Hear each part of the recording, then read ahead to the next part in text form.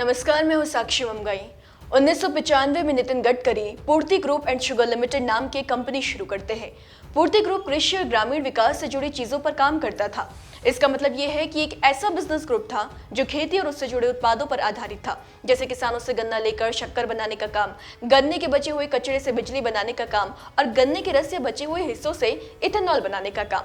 Ethanol क्या है, थोड़ा सा ये समझ लीजिए, क्योंकि आगे का सारा मुद्दा इसी के इर्द गिर्द घूमने वाला है।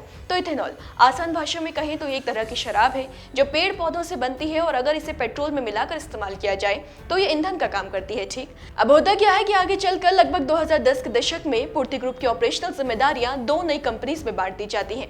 इन दो कंपनीज में पहली कंपनी का नाम है Manas Agro Industries and Infrastructure Limited. इसे नितिन गडकरी के बड़े बेटे सारंग गडकरी ने संभाला। और दूसरी कंपनी है सियान agro Industries and Infrastructure Limited. इसे गडकरी के दूसरे बेटे निखिल गडकरी ने संभाला। ठीक, अब क्या होता है कि 2021 में भारत सरकार एक स्ट्रैटेजिक रोड मैप यानी कि रणनीतिक योजना रिलीज करती है, जिसे नाम दिया जाता है ethanol blending road map 2020 to 25। इसे E20 पॉलिसी कह लीजिए। इस पॉलिसी का टारगेट ये रखा जाता है कि 2025 तक पेट्रोल में 20% इथेनॉल मिलाना है। उद्देश्य भारत को स्वच्छ और नवीकरणीय ऊर्जा की दिशा में आगे ले जाना था। दरअसल भारत हर साल अरबों डॉलर का कच्चा तेल बाहर से मंगवाता है। इथेनॉल मिलाने से ये खर्च कम होता। इथेनॉल गन्ने, मक्का, चावल आदि से बनता है, जिससे किसानों को नई आमदनी का स्रोत मिलता। और सबसे खास बात, इथेनॉल के जलने पर पेट्रोल की तुलना में कम धुआं और कार्बन निकलता है, तो उससे पर्यावरण सुरक्षा की दिशा में बेहतर काम होता। अब यहाँ पर दो बातों पर गौर कीजिए कि पहली बात, भारत सरकार ने संसद में कभी E20 पॉलिसी को अनिवार्य करने की कोई बिल या कानून पेश नहीं किया था, बल्कि ये एक नीति के रूप में कैबिनेट की मंजूरी और प्रशासनिक दिशा निर्देशों के जरिए लागू की गई थी।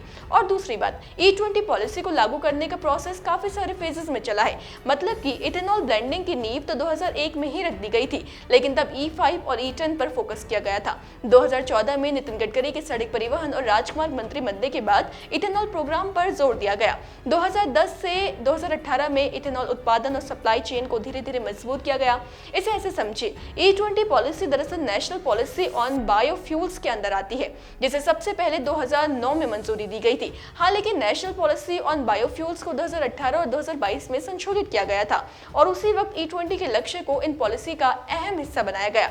आगे भी बदलाव हुए, जैसे 2018 वाली नीति में E20 का लक्ष्य 2030 तक हासिल करना था, लेकिन 2022 के संशोधन में इस लक्ष्य को आगे बढ़ाकर 2025 से 26 तक कर दिया गया। तो ऐसे संशोधन देखने को मिले। अब देखिए, इथेनॉल ब्लेंडिंग के कई फायदे हैं। इसे लेकर उद्देश्य भी बड़े बड़े रखे गए थे, लेकिन उतने ही बड़े आरोपों ने भी इसे घेर लिया। सोशल मीडिया पर कुछ लोगों ने नितिन गडकरी पर कॉन्फ्लिक्ट ऑफ इंटरेस्ट यानी कि हितों के टकराव के आरोप लगा दिए हैं। यानी कि उन पर आरोप लगाया गया है कि गडकरी इथेनॉल को भविष्य का ईंधन बताकर E20 पॉलिसी को जोर शोर से इसलिए प्रमोट कर रहे थे ताकि उनके खुद के परिवार को इसका फायदा मिल सके। दरअसल उनके बेटे निखिल गडकरी और सारंग गडकरी की कंपनियां सियान एग्रो इंडस्ट्रीज, मानस एग्रो इंडस्ट्रीज और पूर्ति ग्रुप इथेनॉल उत्पादन और सप्लाई में सक्रिय है। आरोप है कि ये पॉलिसी उनके परिवार की कंपनियों को फायदा पहुंचाने के लिए बनाई गई है, जो सरकारी नीति से सीधा लाभ उठा रही है। सोशल मीडिया पर कुछ लोग ऐसा भी दावा कर रहे हैं कि E20 पॉलिसी लागू होने के बाद गडकरी की दोनों बेटों की कंपनियों को बहुत फायदा पहुंचा। इसके अलावा कई लोगों का मानना है कि E20 से बना पेट्रोल कार और ऑटो के इंजन और माइलेज पर असर डाल सकता है, साथ ही गाड़ी खराब होने का खतरा रहेगा। हालांकि गडकरी का पक्ष इन आरोपों को खारिज करता है। कहा जा रहा है कि वो बिजनेस से सीधे नहीं जुड़े और उनके बेटों की कंपनियां स्वतंत्र है।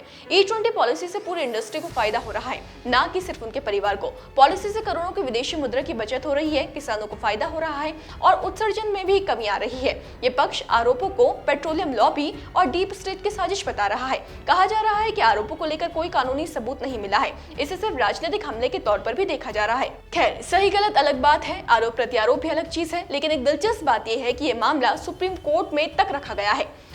वकील अक्षय मल्होत्रा ने सुप्रीम कोर्ट में एक PIL दाखिल की थी। इसमें पेट्रोलियम मंत्रालय को निर्देश देने की मांग की गई थी कि हर पेट्रोल पंप पर बिना इथेनॉल वाला पेट्रोल भी उपलब्ध कराया जाए। साथ ही सभी पंपों पर साफ साफ लिखा जाए कि पेट्रोल में कितनी मात्रा में इथेनॉल है। याचिका में यह भी कहा गया कि जब ग्राहक अपनी गाड़ी में पेट्रोल भरवाए तो उसे बताया जाए कि उसकी गाड़ी E20 के अनुकूल है या नहीं। PIL में यह भी आरोप लगाया गया कि इंश्योरेंस कंपनियां इथेनॉल वाले पेट्रोल से हुई खराबी पर दावे खारिज कर रही है।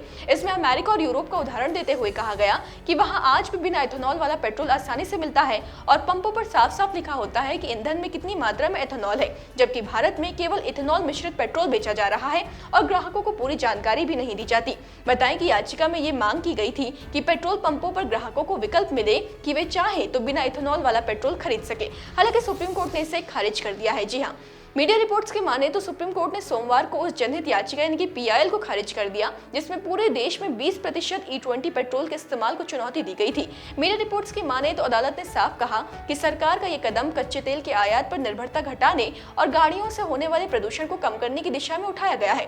सुप्रीम कोर्ट ने अपने फैसले में कहा कि सरकार का यह निर्णय देश की ऊर्जा सुरक्षा और पर्यावरण को ध्यान में रखकर लिया गया है। अब इस फैसले के बाद देश भर में E20 पेट्रोल का रोल आउट पहले से तय योजना के मुताबिक जारी रहेगा। इसे भारत की स्वच्छ ईंधन की ओर बड़े कदम के रूप में देखा जा रहा है।